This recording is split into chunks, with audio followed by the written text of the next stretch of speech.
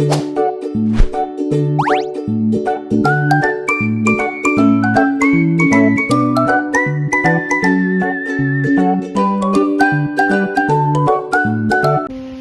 yang baik, kami bersyukur kepadamu Tuhan pada siang hari ini di mana hamba-Mu mempersaksikan jurnal tentang teologi agama-agama. Tuhan berikan hikmat buat hamba-Mu, berkati hamba-Mu sehingga dapat menjelaskan dengan baik. Terima kasih Bapa, dalam nama Yesus Kristus kami berdoa bersyukur. Haleluya, amin.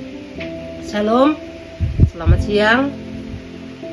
Perkenalkan, nama saya Rahma Sihombing dari mahasiswa STT GGI jurusan teologi.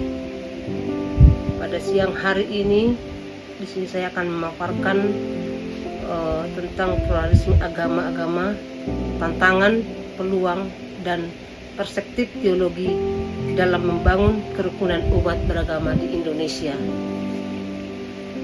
Pluralisme agama merupakan hal yang tak terelakkan di Indonesia yang multikultural, meski didukung oleh Pancasila dan Bhinneka Tunggal Ika.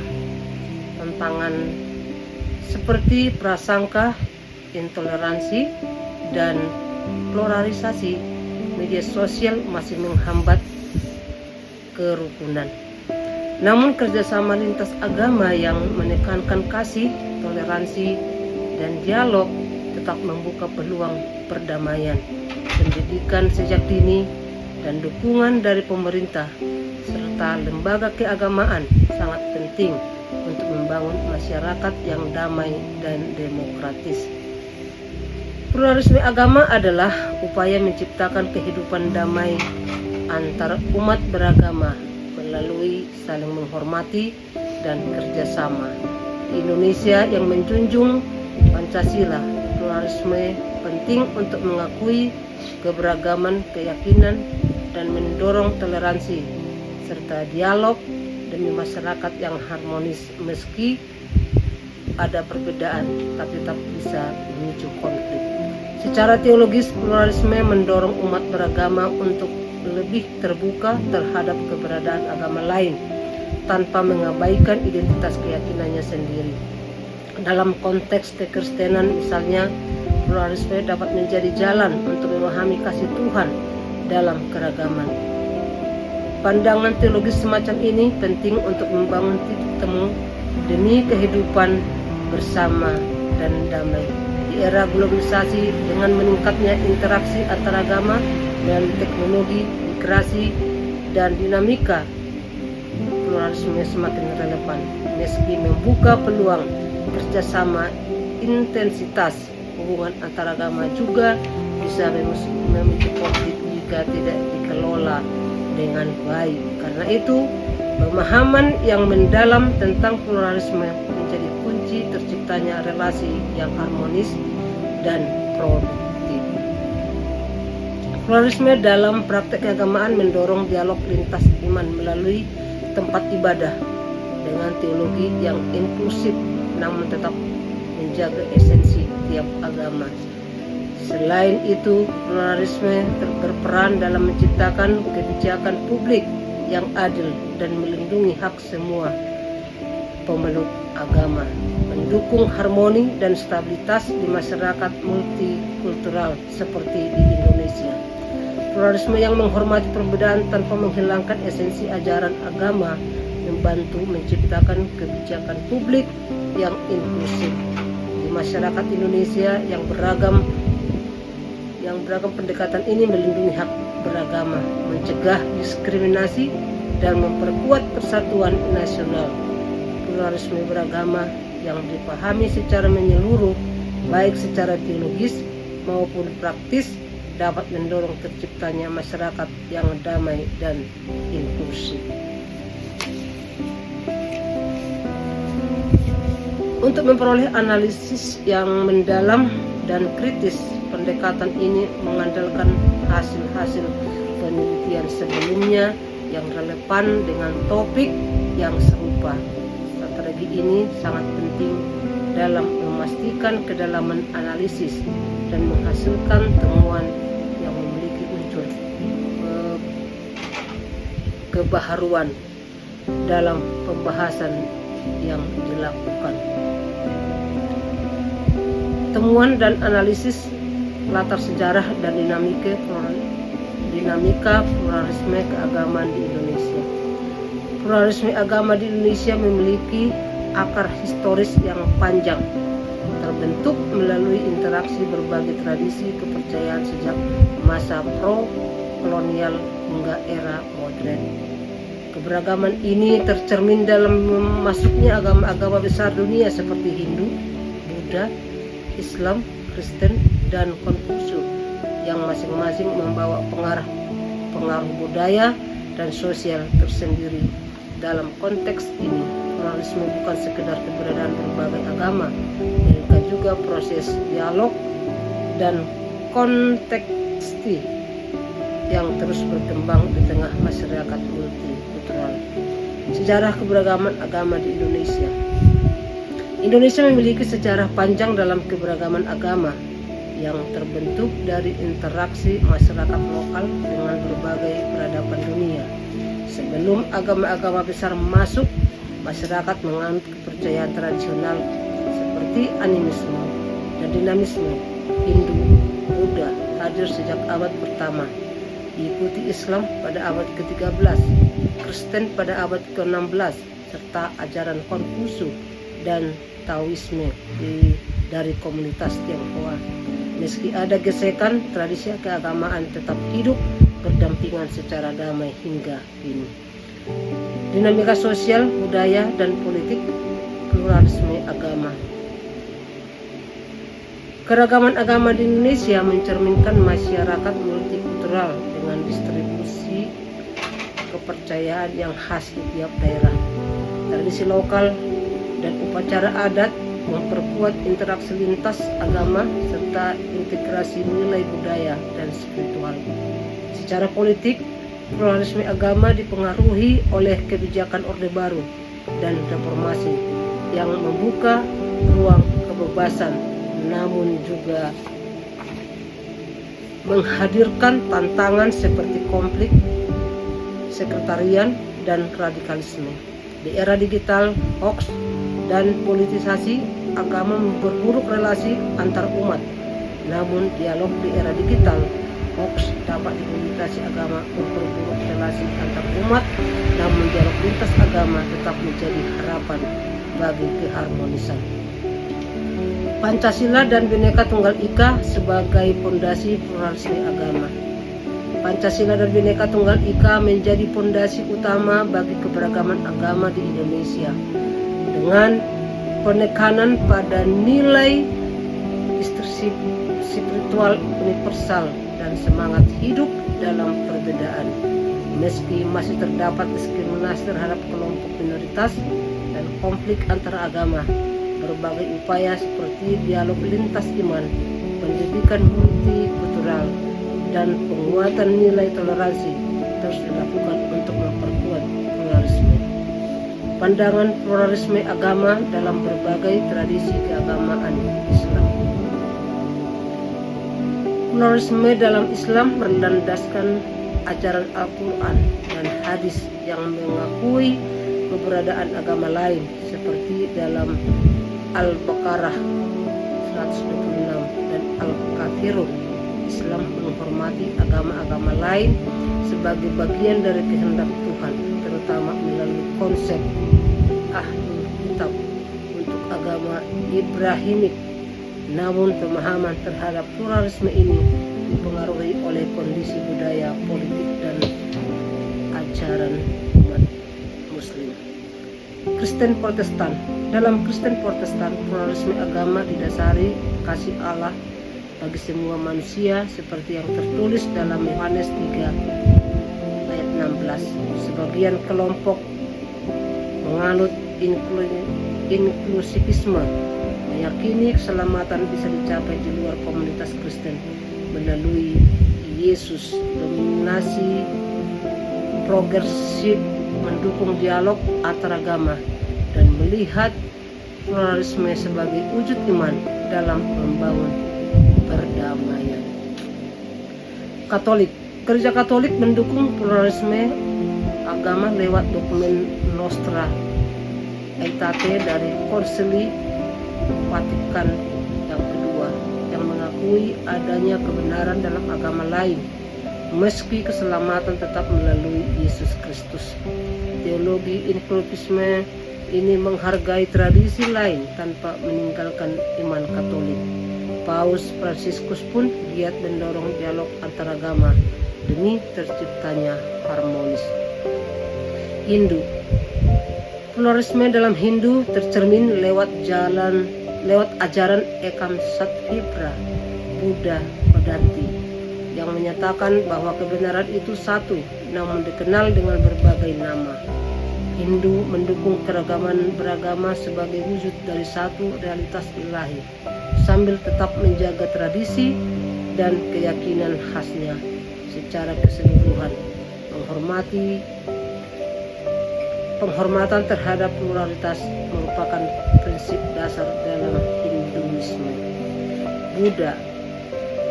Buddhisme bersikap non-dogmatis terhadap agama lain, menekankan pencapaian pencerahan lewat meditasi dan pengalaman batin langsung karena tidak tergantung pada doktrin. Buddhisme dapat menerima keberadaan agama lain tanpa mengklaim keunggulan ajarannya. Ajaran Konfusius menekankan etika, moral, dan harmoni serta menghargai agama lain yang mendukung nilai-nilai sosial. Keberagaman agama dilihat sebagai bagian dari kehidupan yang membantu membangun masyarakat yang lebih baik. Teologi eksklusif adalah pandangan bahwa hanya satu agama yang benar dan memberi keselamatan. Dalam Kristen hal ini merujuk pada Yohanes 14 ayat 6 tentang keselamatan melalui Yesus Kristus. Sementara dalam Islam tercermin pada keimanan kepada Allah dan Nabi Muhammad. Beberapa aliran Hindu dan Buddha juga meski jarang menyatakan keunggulan spiritual atas agama lain. Teologi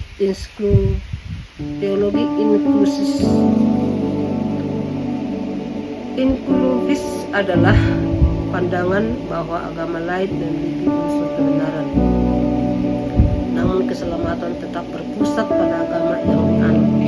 Dalam Kristen ini tercermin dari kasih Allah yang melampaui batas gereja.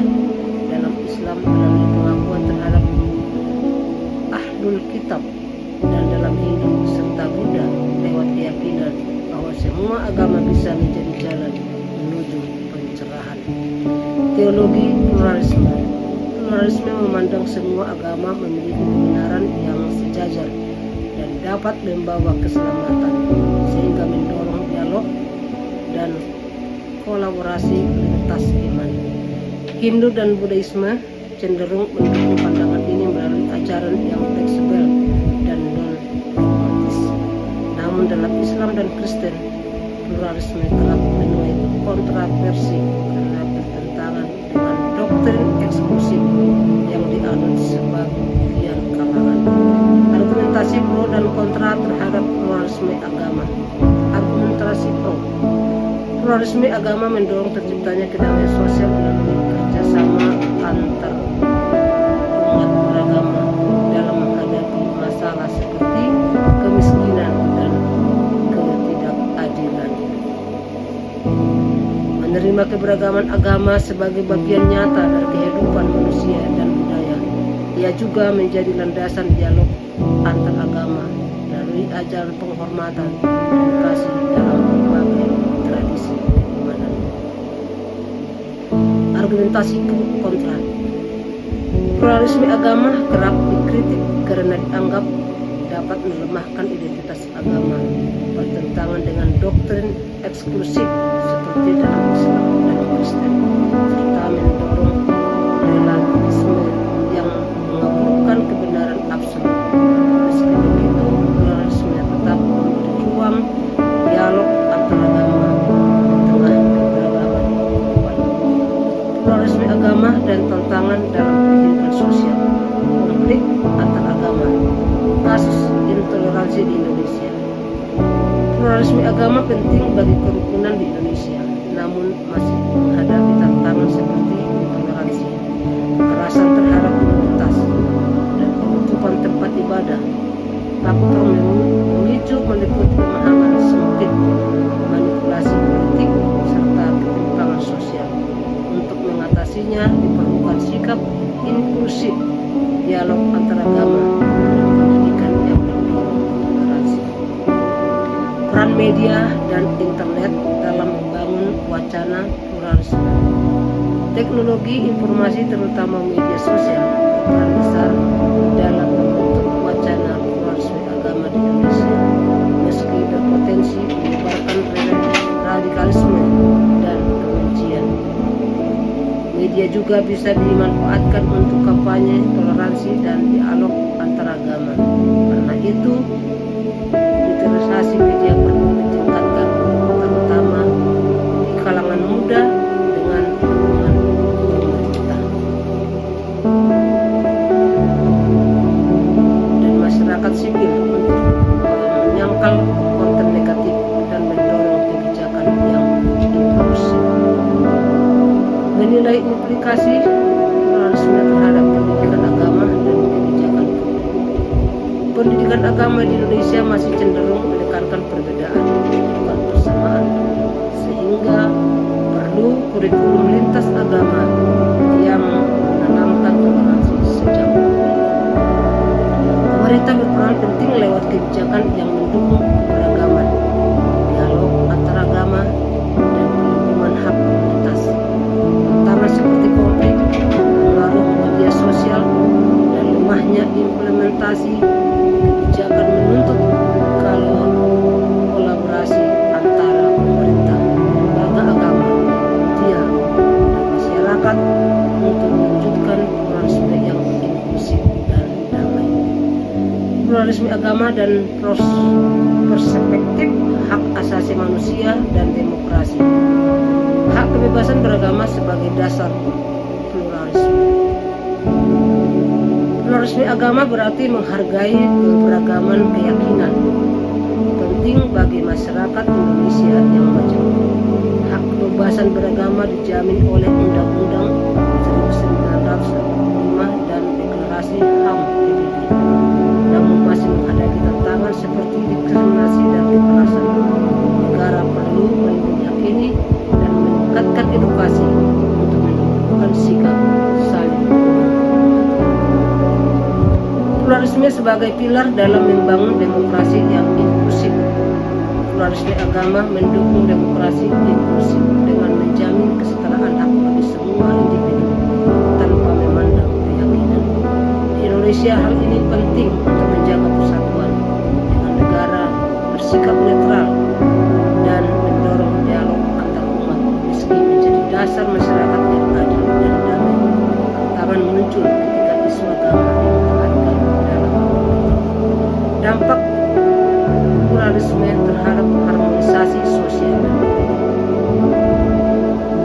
Pluralisme agama mendorong toleransi dan keharmonisan sosial politik di masyarakat majemuk, memperkuat demokrasi lewat perlindungan hak asasi, meski ada tantangan seperti intoleransi dan politisasi agama.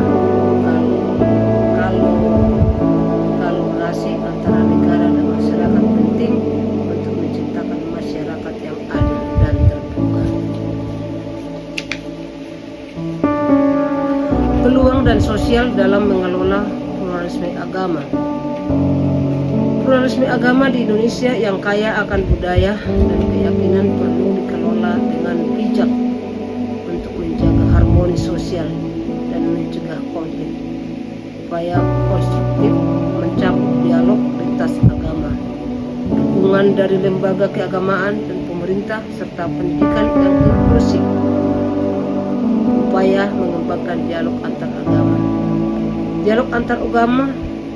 Dialog antar agama penting untuk membangun pluralisme yang harmonis dengan mendorong saling pengertian dan saling menghargai dan kerjasama antar umat beragama lewat forum seperti seminar, konferensi, isu sosial bersama dapat dibahas dan memperkuat solidaritas konstruktif. Dialog harus menjunjung kesetaraan dan saling menghormati tanpa dominasi satu agama. Pendidikan agama sebagai alat memperkenalkan pluralisme yang sehat. Pendidikan agama inklusif berperan penting dalam membentuk generasi muda yang menghargai keberagaman dan menolak intoleransi. Melalui kurikulum dan kegiatan lintas agama, siswa diajak berdialog dan memahami nilai perdamaian. Tantangannya adalah menjaga keaslian ajaran sambil menanamkan nilai universal. Pengelolaan pluralisme Indonesia diperlukan kolaborasi antara masyarakat, pemerintah, dan lembaga keagamaan untuk menciptakan suasana yang mendukung toleransi dan kerukunan.